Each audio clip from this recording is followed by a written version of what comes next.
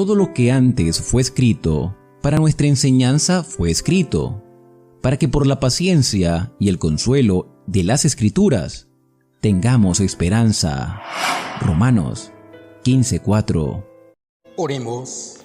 Padre nuestro, que estás en el cielo, santificado y glorificado sea tu nombre. Gracias, Señor, por la vida y la oportunidad de estudiar tu palabra. Danos tu Santo Espíritu para poner en práctica tus preciosas verdades. Bendice a tu pueblo, bendice a tus hijos y ayúdanos a hacer tu divina voluntad. Te lo rogamos, te lo pedimos y lo confiamos todo en el nombre bendito, santo de tu Hijo, Cristo Jesús. Amén. 27 de noviembre. Primera carta a los Corintios, capítulos 14 al 16. Sigan el amor y procuren los dones espirituales, pero sobre todo que profeticen, porque el que habla en lenguas no habla a los hombres sino a Dios, pues nadie le entiende, aunque por el Espíritu habla misterios. Pero el que profetiza habla a los hombres para edificación, exhortación y consolación. El que habla en lengua extraña, a sí mismo se edifica, pero el que profetiza edifica a la iglesia. Así que quisiera que todos ustedes hablaran en lenguas, pero más que profetizaran, porque mayor es el que profetiza que el que habla en lenguas, a no ser que las interprete para que la iglesia reciba edificación. Ahora pues, hermanos, si yo voy a ustedes hablando en lenguas, ¿qué les aprovechará si no les hablara con revelación o con ciencia, o con profecía o con doctrina? Ciertamente, las cosas inanimadas que producen sonidos, como la flauta o la cítara, si no dieren distinción de voces, ¿cómo se sabrá lo que se toca con la flauta o con la cítara? Y si la trompeta diere sonido incierto, ¿quién se preparará para la batalla? Así también ustedes, si por la lengua no dieran palabra bien comprensible, ¿cómo se entenderá lo que dicen? Porque hablaría al aire. Tantas clases de idiomas hay, seguramente, en el mundo, y ninguno de ellos carece de significado. Pero si yo ignoro el valor de las palabras, seré como el extranjero para el que habla, y el que habla será como extranjero para mí. Así también ustedes, pues ¿qué anhelan dones espirituales? Procuren abundar en ellos para edificación de la iglesia. Por lo cual, el que habla en lengua extraña, pida en oración poder interpretarla, porque si yo oro en lengua desconocida, mi espíritu ora, pero mi entendimiento queda sin fruto. ¿Qué pues? Oraré con el espíritu, pero oraré también con el entendimiento. Cantaré con el espíritu, pero cantaré también con el entendimiento.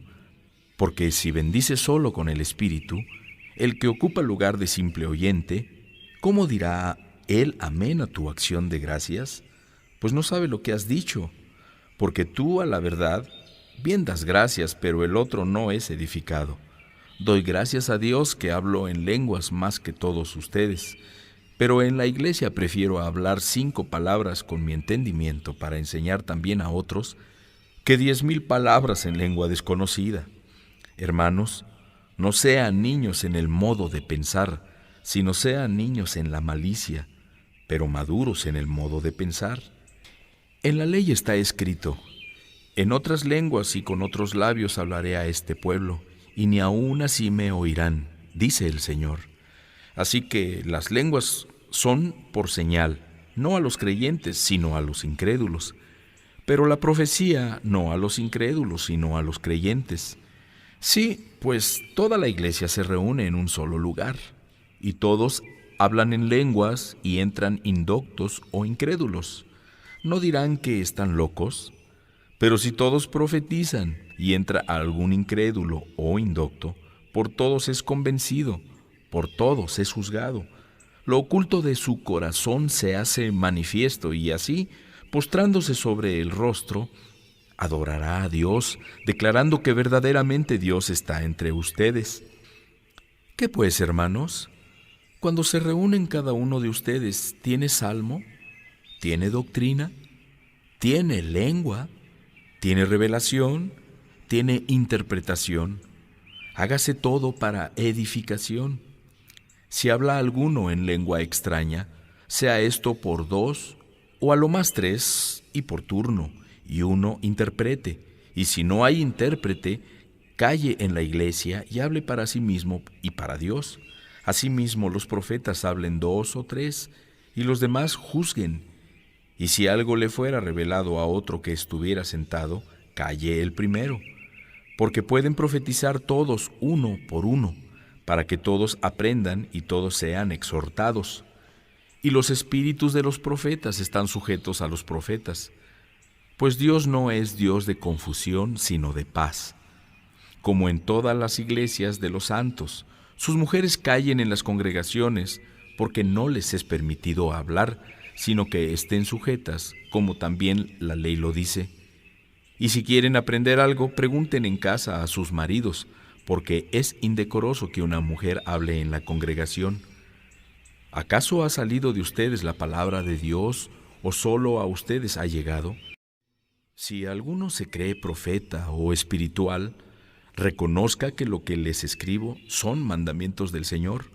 Mas el que ignora, ignore. Así que, hermanos, procuren profetizar y no impidan el hablar en lenguas. Pero hágase todo decentemente y con orden.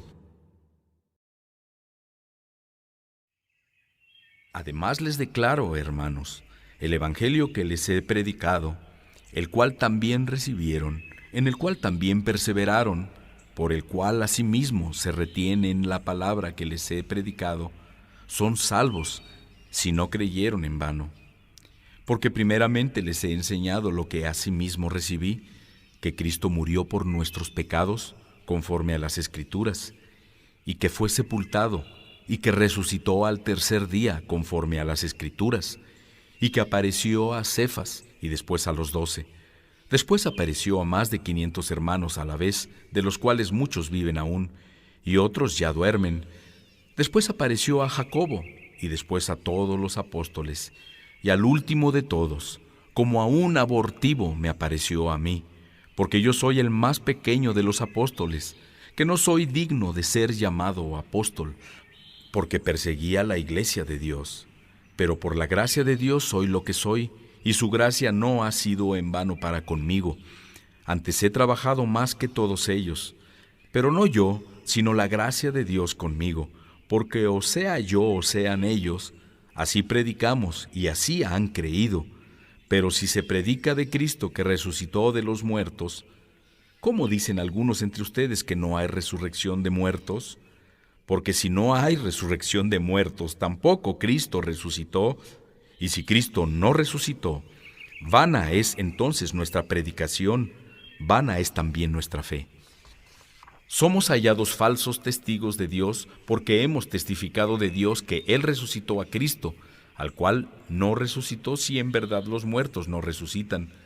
Porque si los muertos no resucitan, tampoco Cristo resucitó. Y si Cristo no resucitó, su fe es vana, aún están en sus pecados. Entonces también los que durmieron en Cristo perecieron. Si en esta vida solamente esperamos en Cristo, somos los más dignos de conmiseración de todos los hombres. Mas ahora Cristo ha resucitado de los muertos, primicias de los que durmieron es hecho.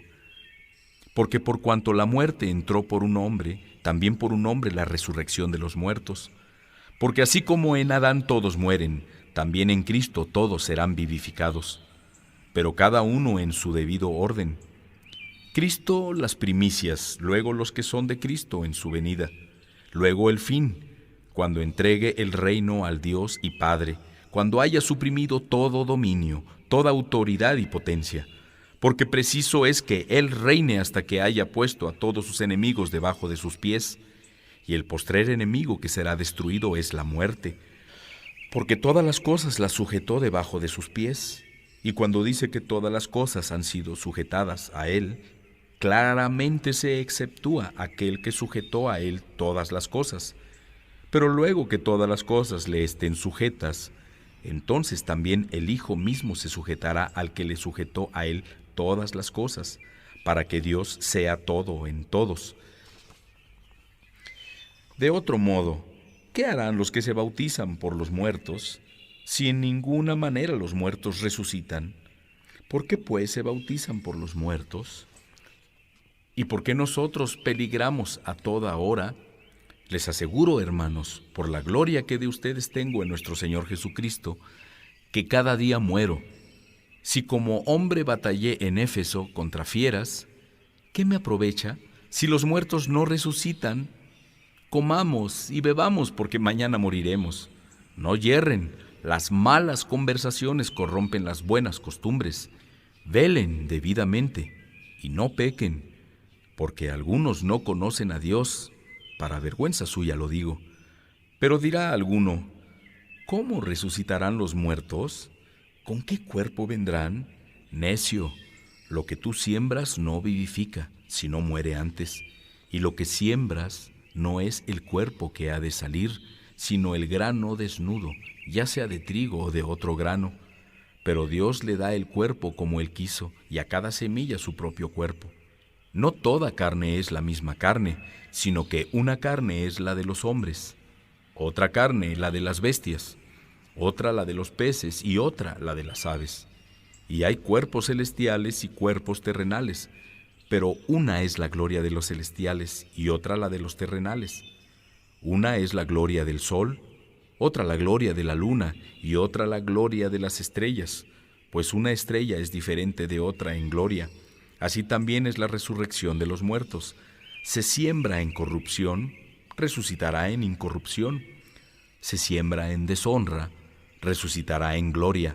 Se siembra en debilidad, resucitará en poder. Se siembra cuerpo animal, resucitará cuerpo espiritual. Hay cuerpo animal y hay cuerpo espiritual. Así también está escrito. Fue hecho el primer hombre, Adán, alma viviente.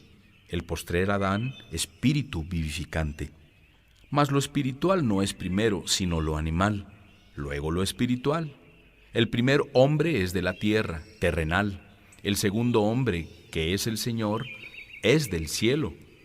Cual el terrenal, tales también los terrenales. Y cual el celestial, tales también los celestiales. Y así como hemos traído la imagen del terrenal, traeremos también la imagen del celestial.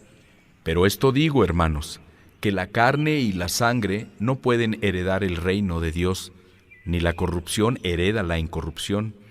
He aquí les digo un misterio. No todos dormiremos, pero todos seremos transformados en un momento, en un abrir y cerrar de ojos. Al final, trompeta, porque se tocará la trompeta y los muertos serán resucitados incorruptibles, y nosotros seremos transformados.